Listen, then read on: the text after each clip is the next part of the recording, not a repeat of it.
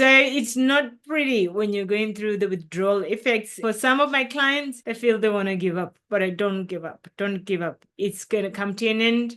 And I promise you're going to feel better and you're going to be glad you managed to go through the wave. And for our children, really, most parents really do make a mistake of just let him just have it, we'll try again tomorrow. That you don't want to do that. You don't want to do that. You really want to just allow your child to go through it with ease. And today I want to share with you the tips to minimize these withdrawal effects so that you can actually win, because I really want you to do great. I really do not want you to give up, because I truly believe removing gluten and casein is a key foundation to healing for the majority of our children. Hello there, my name is Natsai. I'm a naturopathic nutritionist with special interest in brain nutrition and, of course, autism. If you haven't been following us, please do follow us. Please do subscribe. Please comment and please share our work. I am passionate to make sure that the majority of children that have got autism and they have distressing symptoms can be supported so that they can go ahead and live a healthy lived life with or without the diagnosis of autism. I understand removing gluten and casein, it can be really tough. It can be tough on our mindsets.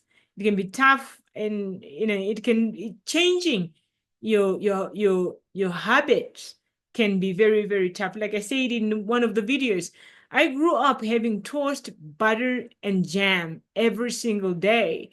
And now being asked to remove that's really tough. And when Jojo was growing up, before the diagnosis, he was having Weetabix, milk, and sugar. That he had that. And now asking him to take those off, that's not going to be easy on his brain. So we are going to experience withdrawal effects. The children are going to experience withdrawal effects, and it's not going to be easy. And of course, you can imagine there's quite a lot of temptations out there. So we need to make sure that we sort of bulletproof ourselves to make sure that we ride this wave, we maintain the momentum, and then we can celebrate those wins when they come. On top of the list, purposefully hydrate your child. The amount of children that come in and they're dehydrated because one, they don't want to drink, or they don't like that drink, etc., and or nobody really pays attention to them drinking. It's not going to help, especially if kids are going to school. You really want to make sure that you encourage whoever is looking after them to give them a drink. Give them a drink before they go to school. Give them the drink the moment they walk into the house. And keep hydrating them. It's going to be very important for you to be able to flush out any toxins that they would be detoxing, because I promise you, removing gluten and casein is going to drive detoxification. It will do that. And a number of systems are going to feel the effect, and they're going to start working very, very differently. And I'm talking about even the thyroid. Your child's thyroid is going to start behaving differently by you removing gluten and casein. So really hydrating your child is going to be very important to allow the movement of those toxins so that they are not going to be stagnant. Then second most important thing, and really I see this is a big issue, and if you haven't been in one of the live sessions, please, I just watch the replay. It's a little bit long, but hang in there. If you don't want to watch the whole thing, just go fast forward to the last bit where I look at case studies. The majority of parents, they really, really, really, really are not giving their children enough food. That's a big concern, because you end up driving the child into ketosis or dysregulating their blood sugar. So please endeavor to make sure that you balance your child's blood sugar. How do you do that? Complex carbohydrates, proteins, and fats, and making sure that your child is having regular meals. Very, very important. That way, we will not have a lot of blood sugar dysregulation that I've already spoken about in a number of videos. Focus on gut health.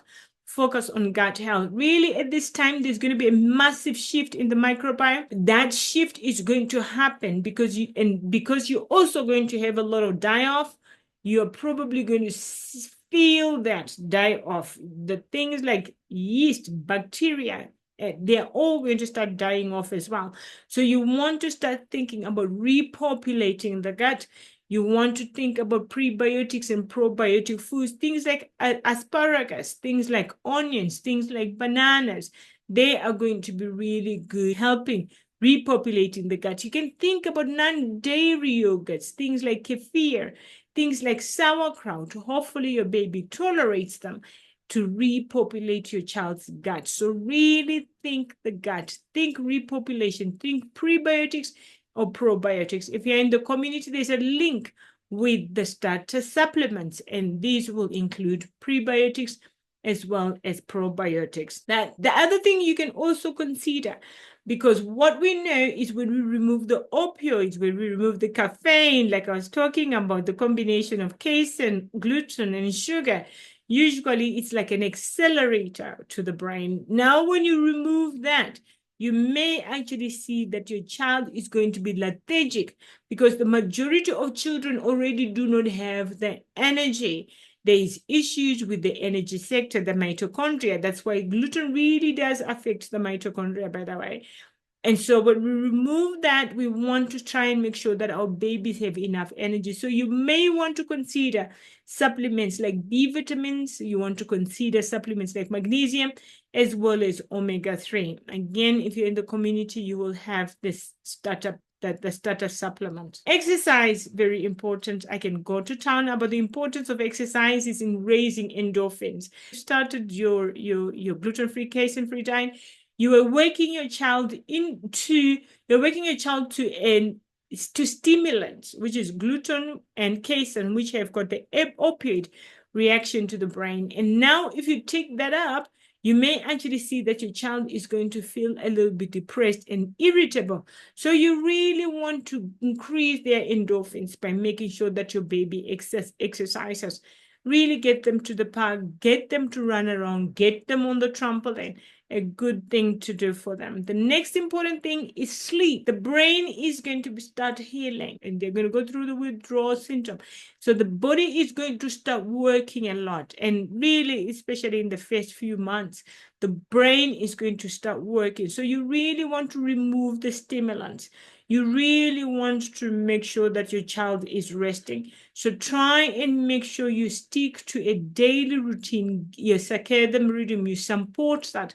Get your baby to sleep at the same time and wake up at the same time. And hopefully your child's brain is just going to say, Mommy, thank you, because I feel great and I can learn again. So let's recap. Hydration, make sure your baby is hydrated, balance the blood sugar, repopulate the gut, get the probiotics and the prebiotics in place. Think supplementing things like beef, vitamins, magnesium, and omega-3. If you're working with someone, get them to help you get the right raw doses and get them to recommend those. If you are with me in the community, you will have my recommendations in there. Get your kids exercising to increase their endorphins, as well as make sure your baby is also sleeping. And if you, mommy or daddy, you are also on this challenge with your kid, to support you minimize the withdrawal effects, you just want to do the same things that we've spoken about here.